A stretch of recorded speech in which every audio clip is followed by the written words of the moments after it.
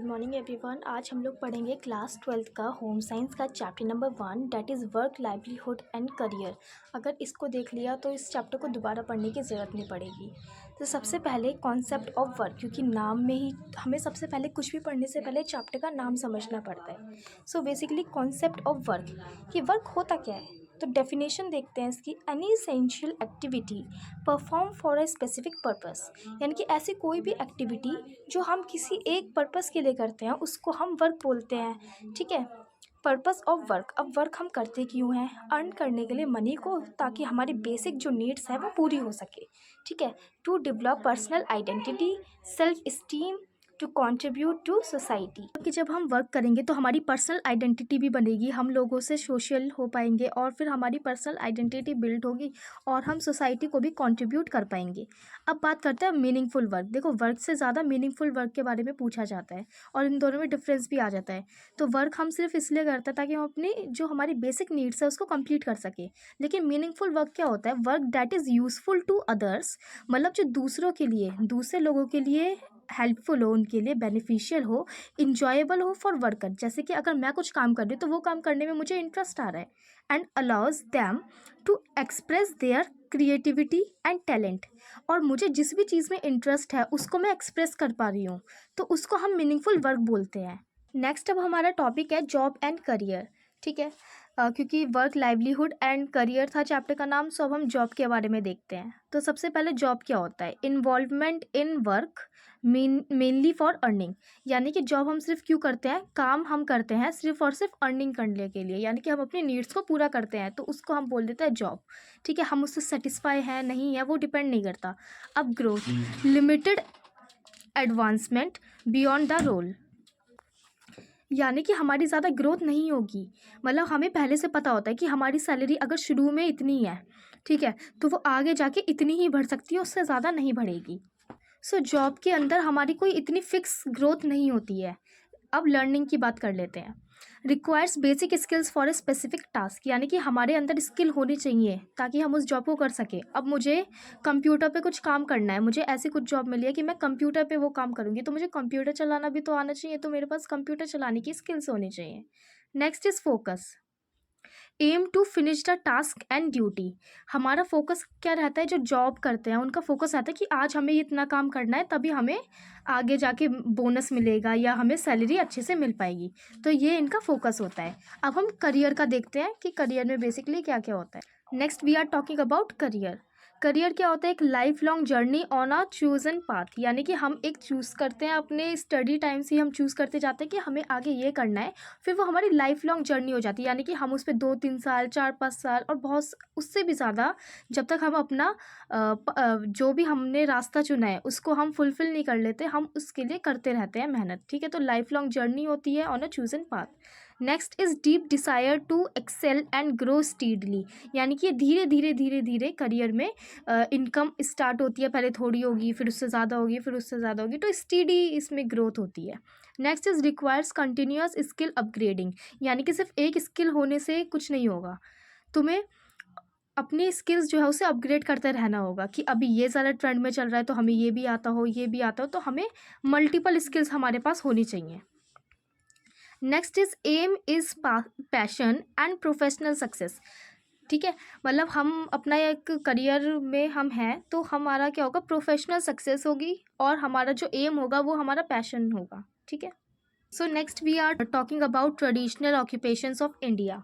India के जो पुराने ऑक्यूपेशंस है उसके बारे में बात करेंगे। India has a rich cultural heritage with diverse traditional occupation, मतलब कि इंडिया के जो पुराने कल्चर्स है वो काफ़ी ज़्यादा डिफरेंट है और काफ़ी ज़्यादा डाइवर्सिटीज़ हैं ट्रेडिशनल उसमें, क्योंकि बहुत सारे यहाँ पे हिंदू मुस्लिम इनके अकॉर्डिंग भी अलग अलग कल्चरल हेरिटेजेस होते हैं। नेक्स्ट इसमें आता है एग्रीकल्चर। ठीक है। मतलब ये सारे ऑक्यूपेशन है, एग्रीकल्चर, हैंडीक्राफ्ट्स एंड वीविंग। तो एग्रीकल्चर में क्या होता है? जो फार्मिंग करते थे ना, वही है मेन ऑक्यूपेशन। अप्रॉक्स 70% जो पॉपुलेशन है ना वो पहले एग्रीकल्चर में ही थी, यानी कि फार्मिंग वगैरह करती थी। नेक्स्ट इज़ हैंडीक्राफ्ट, जिसमें wood craft, metal craft, pottery and jewellery बनाते थे, यानी कि हैंडमेड ज्वेलरीज होंगी, या फिर हम पोट्री शो करते थे जो राजस्थान में काफ़ी ज़्यादा फेमस भी है। Next is weaving. तो वीविंग में क्या होता है? Cotton and silk example Patola, Banarasi and पोचा में पोचामपल्ली। ठीक है, तो हम लोग वीविंग करते हैं और फिर उससे ड्रेस वगैरह बनाते हैं। नेक्स्ट इज़ विजुअल आर्ट्स, जैसे कि पेंटिंग, स्कल्पचर और टेराकोटा। मतलब हम बहुत सारे विजुअल आर्ट्स करते थे। वर्ली पेंटिंग काफ़ी ज़्यादा फेमस है। ठीक है, तो विजुअल आर्ट्स भी होती थी। इंडियन कुशीन्स, यानी कि global demand for indigenous spices and regional dishes, यानी कि जो इंडिया का पुराना जो फूड था ना, वही इंडियन कुसीन। नेक्स्ट इज़ ये नोट है, these skills are usually pass down through generation within families, यानी कि ये जो स्किल्स है वो पास होती जा रही है एक जनरेशन से दूसरी जनरेशन में।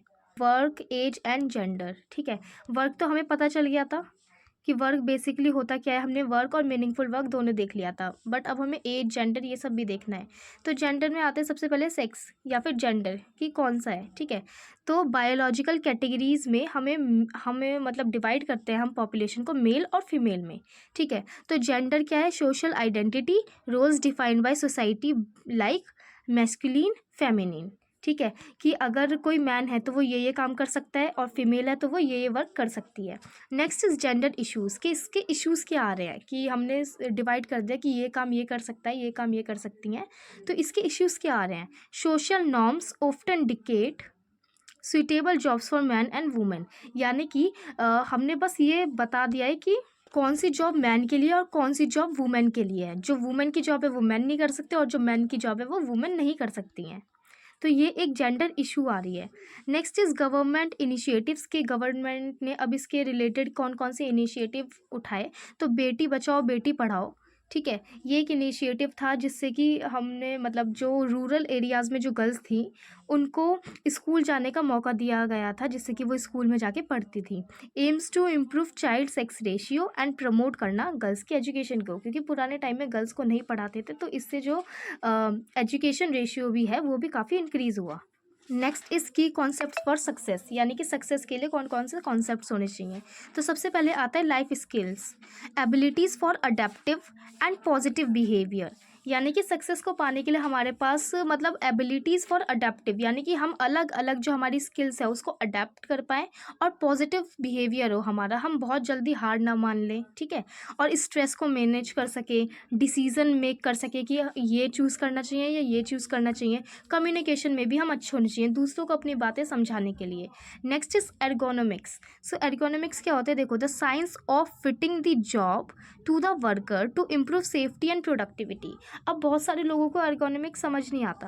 तो देखो एर्गोनॉमिक्स क्या होता है, कोई किसी फैक्ट्री में वर्कर्स काम कर रहे हैं, ठीक है, और वो मशीन से काम कर रहे हैं। अब मशीन्स वगैरह से, जैसे कुछ छोटी मशीन्स होती हैं पर कुछ बड़ी बड़ी मशीन्स भी तो होती हैं, तो मशीन से काम करते वक्त उनको कोई हार्म ना हो जाए या कुछ उनके साथ एक्सीडेंट ना हो जाए, इस वजह से हम क्या करते हैं, जॉब और वर्क मतलब जो भी काम कर रहे हैं वर्कर के लिए उस जॉब को फिट करते हैं, यानी कि अच्छी मशीन्स और सेफ्टी तरीके से, ताकि प्रोडक्टिविटी भी हाई रहे और किसी को भी कोई एक्सीडेंट भी ना हो किसी का, उसको हम रेडी करते हैं। और इसी को स्टडी करने को, इसी साइंस को हम एर्गोनॉमिक्स कहते हैं।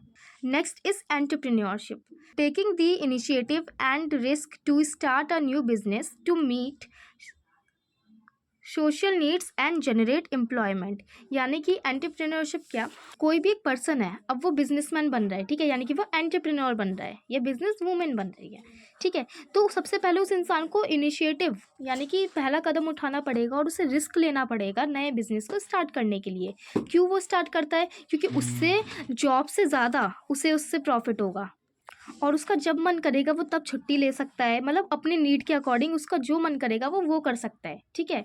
और इससे क्या एक और फ़ायदा होगा कि वो जनरेट करेगा एम्प्लॉयमेंट, क्योंकि आजकल मतलब एम्प्लॉयमेंट होने के बावजूद भी मतलब लोगों के पास जॉब्स नहीं होती, तो वो दूसरों के लिए क्या करेगा, एम्प्लॉयमेंट को जनरेट करेगा। सो ये चैप्टर बस इतने में ही ख़त्म होता है। हमने 10 से 11 मिनट के अंदर इस पूरे चैप्टर को कर लिया। अगर ऐसी और वीडियोस चाहिए तो कमेंट करना।